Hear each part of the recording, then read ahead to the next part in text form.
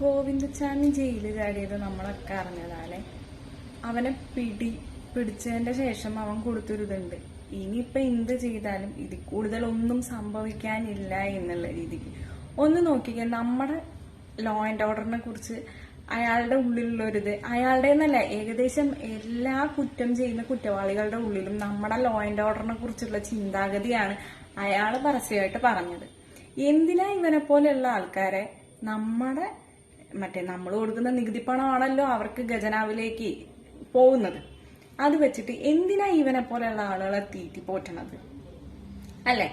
ഇവനെങ്ങിപ്പോ കൊല്ലണം അല്ലെങ്കിൽ ഇവനൊക്കെ എന്തിനാ ഭൂമിയിൽ എന്നൊക്കെ ചോദിക്കുമ്പോ കുറെ മനുഷ്യാവകാശത്തിന്റെ ആൾക്കാർ ഇങ്ങോട്ട് പൊട്ടിമുളക്കിയ നേരം ഒരു വ്യക്തി കാരണം ഒരുപാട് ആളുകൾക്ക് ഭീഷണിയോ അല്ലെങ്കിൽ അവരുടെ മനുഷ്യാവകാശത്തിന് ഹാനികരമാണുള്ള കാര്യങ്ങൾ വരുന്നുണ്ടെന്നുണ്ടെങ്കിൽ ത്തിന് വേണ്ടിയിട്ട് എന്തിനാണ് മനുഷ്യാവകാശം എന്നുള്ള പേരില് ആളുകൾ നിൽക്കുന്നേ?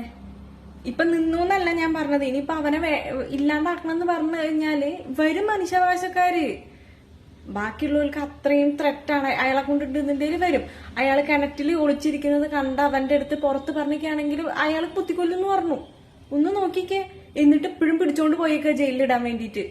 എന്ത് തീറ്റി പോറ്റുവാ?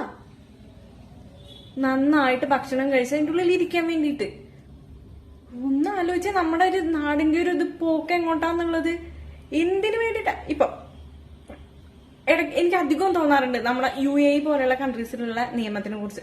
കണ്ണിന് കണ്ണ് പല്ലിന് പല്ല്. പക്ഷെ അതിലുള്ളൊരു ഇതെന്താന്ന് വെച്ച് കഴിഞ്ഞാൽ കറക്റ്റായിട്ട് അന്വേഷിച്ച് കുറ്റവാളി അത് തന്നെയാണോ എന്ന് ഉറപ്പുവരുത്തിയിട്ട് വേണം ഇത് ചെയ്യാനെന്ന് മാത്രം കേട്ടോ. എൽസ് ആ ഒരു നല്ലതാ. നമ്മുടെ നാട്ടിലത് മാറണം.